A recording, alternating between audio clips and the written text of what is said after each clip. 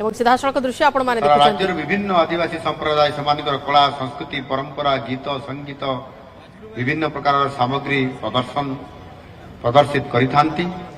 ଭୁବନେଶ୍ୱର ବାସୀ ତଥା ଭୁବନେଶ୍ୱରକୁ ଆସୁଥିବା ଲୋକଙ୍କ ପାଇଁ ଏହି ମେଳା ଏକ ଅବିଚ୍ଛେଦ୍ୟ ଅଙ୍ଗ ଭାବେ ପ୍ରତିପାଦିତ ହୋଇଛି। ଆଦିବାସୀମାନେ ଆମ ମାଟିର ଅସ୍ମିତା ଓ ଆମ ସଭ୍ୟତାର ପ୍ରଥମ ବିକାଶର ଭଗୀରଥ। ସେମାନଙ୍କର ସଂସ୍କୃତି ଓ ଚଳଣିକୁ ଆପଣେଇବା ଓ ଆଦର କରିବା ଆମ ସରକାରଙ୍କର ଏ ପ୍ରାଥମିକତା ଅଛି। ଚିରାଚରିତ ଭାବେ ସାଧାରଣ ଦିବସରୁ ଆରମ୍ଭ ହେଉଥିବା ଏ ମେଳାକୁ ଆମେ ଟିକେ ଏ ବର୍ଷ ଆଗୁଆ କରୁଛୁ, କାରଣ ଆପଣମାନେ ଜାଣିଛନ୍ତି ଏ ମାସରେ ଓଡ଼ିଶାରେ ଦୁଇଟି ବିଶ୍ୱସ୍ତରୀୟ କାର୍ଯ୍ୟକ୍ରମ ହେବାକୁ ଯାଉଛି। ସେମାନଙ୍କ ଭିତରୁ ଗୋଟିଏ ହେଉଛି ପ୍ରବାସୀ ଭାରତୀୟ ଦିବସ ଏବଂ ଅନ୍ୟଟି ହେଉଛି Utkarsh Odisha make in Odisha conclave 2025। ଏହି ଦୁଇଟି କାର୍ଯ୍ୟକ୍ରମରେ ଦେଶ ତଥା ଦେଶ ବାହାରୁ ହଜାର ହଜାର ସଂଖ୍ୟାରେ ଭାରତୀୟମାନେ ଓଡ଼ିଶାକୁ ଆସିବେ, ଭୁବନେଶ୍ୱରକୁ ଆସିବେ ଏବଂ ଏ ଭୁବନେଶ୍ୱର ସମେତ ଆଖପାଖ ଅଞ୍ଚଳରେ ସମସ୍ତେ ଏଠି ଓଡ଼ିଆ ଅସ୍ମିତାକୁ ସେମାନେ ଦେଖିବେ। ତେଣୁ ସେମାନଙ୍କୁ ଓଡ଼ିଶାର ପ୍ରାଣ ଜନଜାତିଙ୍କର କଳା ସଂସ୍କୃତି ବିଷୟରେ ଅବଗତ କରିବା ପାଇଁ ଟିକେ ଆଗୁଆ କରାଯାଉଛି। ଆଉ ସେଥିପାଇଁ ଏ କାର୍ଯ୍ୟକ୍ରମକୁ ଯୋଡ଼ି ଯେଉଁ ଜାନୁଆରୀ 8ରୁ 10 ତାରିଖ ପର୍ଯ୍ୟନ୍ତ ଭୁବନେଶ୍ୱରରେ ଆୟୋଜିତ ହେଉଛି ପ୍ରବାସୀ ଭାରତୀୟ ଦିବସ। ସେମାନେ ଆମ ଆଦିବାସୀ ସଂସ୍କୃତିର ସୁନ୍ଦରତା ଓ ମହୋନ୍ନତା ଦେଖିବେ, ଜାଣିବେ, ଅନୁଭବ କରିବେ ଆଉ ସେମାନଙ୍କର ହଜିଲା ସ୍ମୃତିକୁ ଆମ ଏହି ଓଡ଼ିଶାରେ ଖୋଜି ପାଇବେ। ଆମର ସଂସ୍କୃତି ଓ ପରମ୍ପରା ସାରା ବିଶ୍ୱରେ ସମସ୍ତଙ୍କର ଆଦର ଲାଭ କରିବ। ତା ସହିତ ଆମର ଆଦିବାସୀ ଉତ୍ପାଦ ଗୁଡ଼ିକର ଚାହିଦା ମଧ୍ୟ ଆହୁରି ଅଧିକ ବୃଦ୍ଧି ପାଇବ।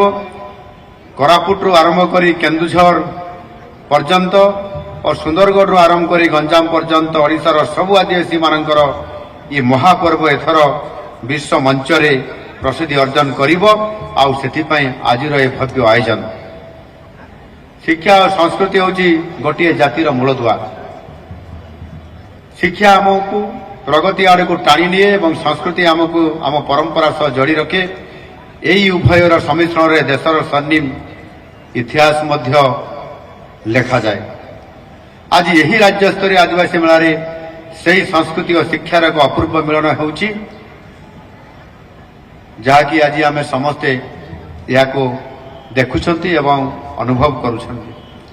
ଓଡ଼ିଶାର ଜନଜାତିଙ୍କର ଜୀବନ ଜୀବିକା କଳା ସଂସ୍କୃତି ଓ ପରମ୍ପରାକୁ ନେଇ ଏ ଆଦିବାସୀ ମେଳା ଏ ଦୀର୍ଘ ଦିନରୁ 1951 ମସିହାରୁ ଆୟୋଜିତ ହୋଇ ଆସୁଛି।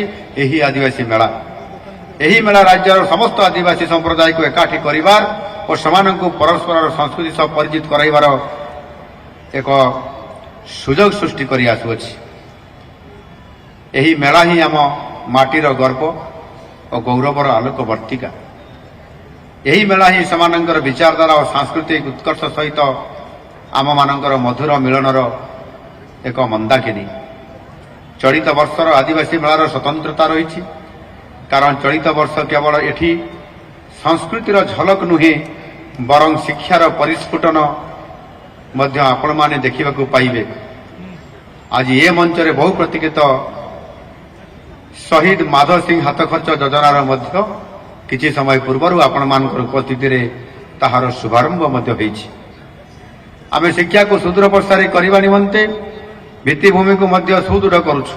ତଥାପି ଜନଜାତି ଅଞ୍ଚଳରେ ପିଲାମାନେ ଅଧାରୁ ପାଠ ଛାଡ଼ିବାର ମଧ୍ୟ ଦୃଷ୍ଟାନ୍ତ ଆମେ ଦେଖିବାକୁ ପାଉଛୁ ଏବଂ ବିଗତ ଦିନମାନଙ୍କରେ ମଧ୍ୟ ଗତ ସରକାର ସମୟରେ ମଧ୍ୟ ଆମେ ଦେଖିଛନ୍ତି ଅନେକ ଆଦିବାସୀ ପିଲାମାନେ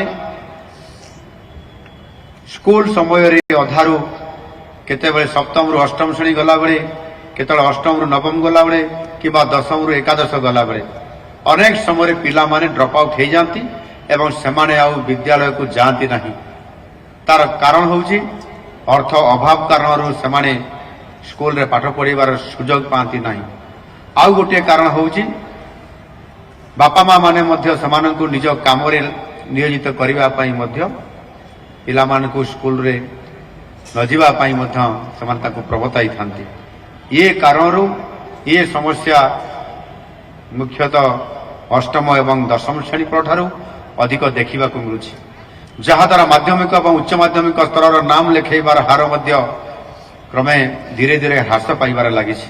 ସେଥିପାଇଁ ଛାତ୍ରଛାତ୍ରୀମାନଙ୍କୁ ପାଠପଢ଼ା ନିମନ୍ତେ ପ୍ରୋତ୍ସାହିତ କରିବା ପାଇଁ ରାଜ୍ୟ ସରକାର ବହୁ ବିଚାର ବିମର୍ଶ ପରେ ନୂଆ ସରକାର ଆସିଲା ପରେ ନୂଆ ସରକାର ଚିନ୍ତା କଲେ ଆଦିବାସୀମାନଙ୍କୁ କିଭଳି ଆଗକୁ ନେବେ, ସମାଜର ମୁଖ୍ୟ ସ୍ରୋତରେ ସାମିଲ କରିବା ପାଇଁ ହେଲେ ସେମାନଙ୍କୁ ସବୁଠାରୁ ଅଧିକ ତାଙ୍କର ଆବଶ୍ୟକତା ହେଉଛି ସେମାନଙ୍କୁ ସଚେତନ କରାଇବା ଏବଂ ସେମାନଙ୍କୁ ଶିକ୍ଷା କ୍ଷେତ୍ରରେ କିଭଳି ଭାବରେ ପାଠ ପଢ଼ିବେ, ଡ୍ରପ୍ ଆଉଟ୍ ଆଉ ହେବେ ନାହିଁ।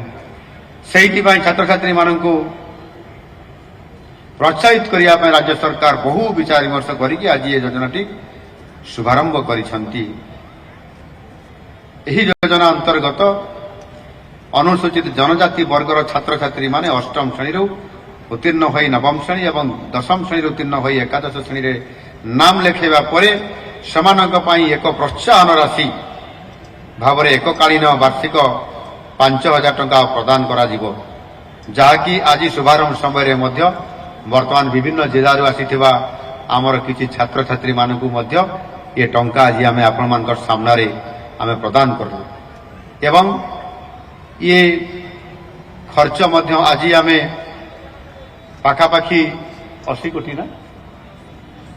କୋଟି ଟଙ୍କା ଯେଉଁ ଛାତ୍ରଛାତ୍ରୀମାନଙ୍କୁ ଚିହ୍ନଟ କରାଯାଇଛି ସେମାନଙ୍କୁ ଏଠି ସୁଇଚ୍ ଦବାଇକରି ସାରା ଓଡ଼ିଶାର ଆଦିବାସୀ ଅଞ୍ଚଳରେ ପାଠ ପଢ଼ୁଥିବା ସମସ୍ତ ଆଦିବାସୀ ଛାତ୍ରଛାତ୍ରୀମାନଙ୍କୁ 80 କୋଟି ଟଙ୍କା ସେମାନଙ୍କର ପାଖକୁ ପ୍ରତି ପିଲାଙ୍କୁ 5,000 ଟଙ୍କା କରି ଗୋଟିଏ ସୁଇଚ୍ ମାଧ୍ୟମରେ ଆଜି ପ୍ରଦାନ କରାଗଲା।